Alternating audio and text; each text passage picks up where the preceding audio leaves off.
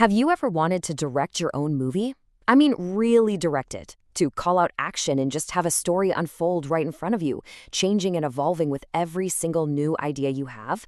Well, what if I told you that power is getting closer than ever? Today, we're diving into some incredible research called ShotStream, a new AI that basically lets you direct your own cinematic stories, but in real time.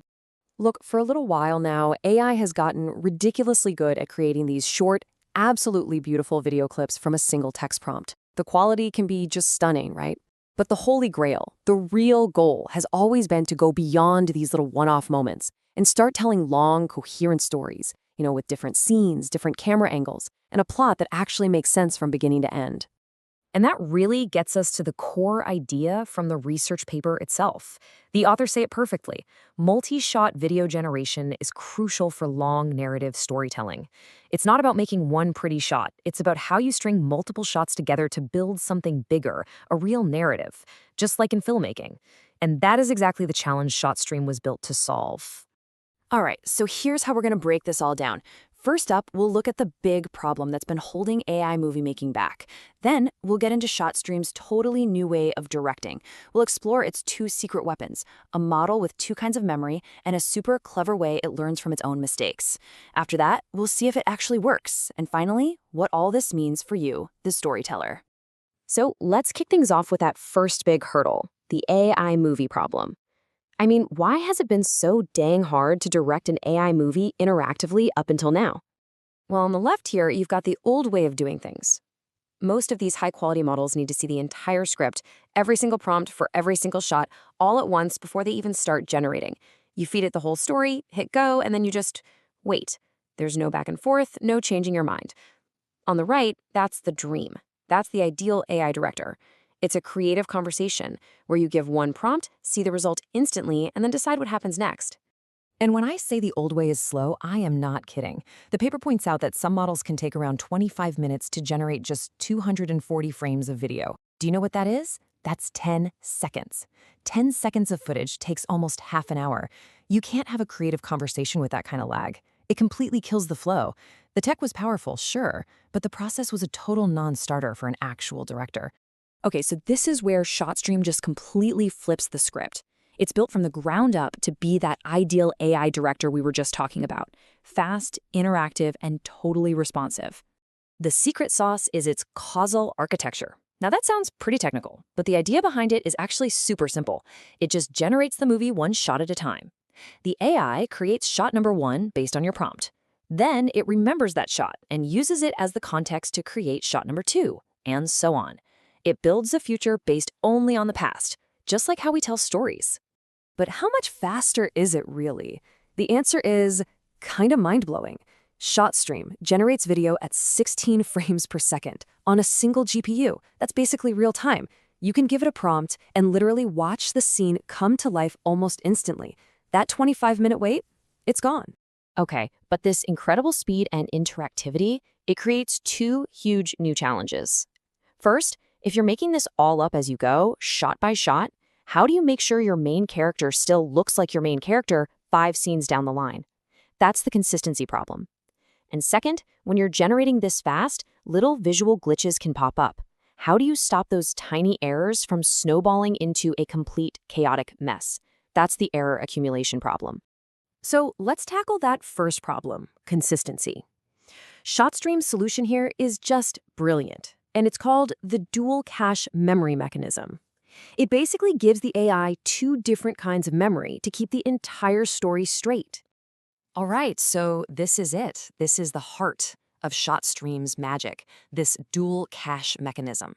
It's the whole reason the AI can keep things coherent from one shot to the next, making sure your hero actually looks like your hero scenes later. And the best way to understand it is to think of it like the human brain, with two very different kinds of memory.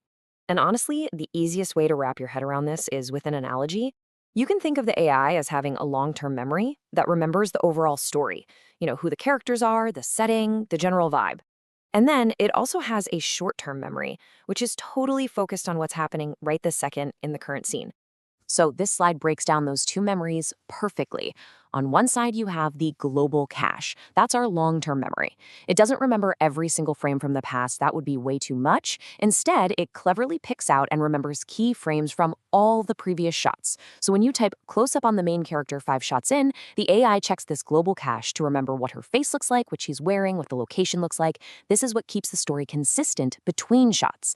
Then you have the local cache, our short-term memory. Its job is way more focused. It only remembers the last few frames from the current shot it's generating. This is what ensures that when an arm moves, it moves smoothly without any weird jumps or flickers. It maintains consistency within a single shot.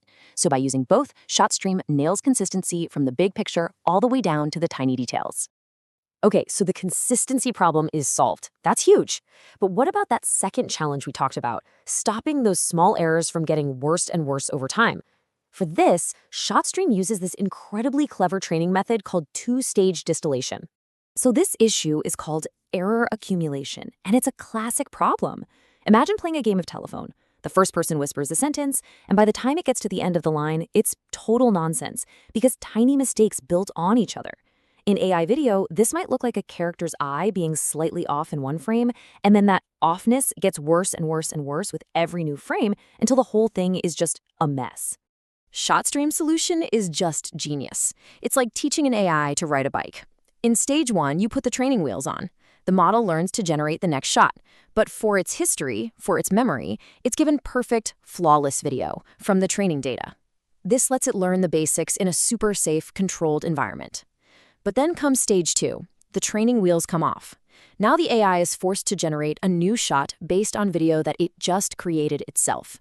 It has to look at its own work, warts and all, and continue the story. This is the crucial step. It teaches the model how to recover from its own tiny mistakes so that they don't snowball out of control. So that training wheels idea isn't just a cute analogy. You can actually see it right here in the technical pipeline. In stage 1, notice the input is ground truth history. That means the AI is learning to create a new shot, let's call it shot N, by looking at a perfect, professional video for the previous shot, shot N-1. It's learning from a flawless example. But now look at stage 2. The input is different. Now it has to generate shot N by looking at its own self-generated version of shot N-1. It's forced to use its own output as the starting point. This feedback loop is the absolute key. It teaches the AI to be robust and to self-correct, so when it's generating your movie in real time, it already knows how to handle its own imperfections and stop them from ever becoming a problem. Okay, so we have 2 incredibly clever solutions to 2 very hard problems: a dual memory system for consistency and a 2-stage training process for quality. But the real question is, does it actually work? I mean, do people actually notice the difference? Let's take a look at the results. So the researchers ran a study where they showed people videos from ShotStream and a bunch of other models side by side. And the results are, well, they're not subtle. Just look at visual consistency. When asked which video did a better job keeping characters and scenes consistent, an absolutely overwhelming 87.7% of people chose ShotStream. And it won just as decisively in following the text prompts and in overall visual quality. It's a blowout. And this chart right here, this just says it all, doesn't it? That huge bar for ShotStream on visual consistency compared to everything else, that massive gap shows you just how effective that dual cache memory system really is. It's a night and day difference that people can clearly, easily see. So, when you put this all together, what does it really mean for the future? It means we are really and truly moving into an era of interactive storytelling, where you are finally in the director's chair. So let's just do a quick recap of the whole journey, right? We started with a big problem. AI video generation was way too slow and rigid to be a real creative tool. ShotStream came in with 2 key solutions: that dual cache memory to keep things consistent and the 2-stage training to keep the quality high. And the result is a massive leap forward into real-time interactive video creation. This tech really changes our relationship with AI. It's not just a tool you give instructions to anymore. It's a creative collaborator. So the final question really isn't about the technology. It's about imagination. It's a question for you. When you can sit down and direct a story, shot by shot, in a real-time conversation with an AI, what stories will you create?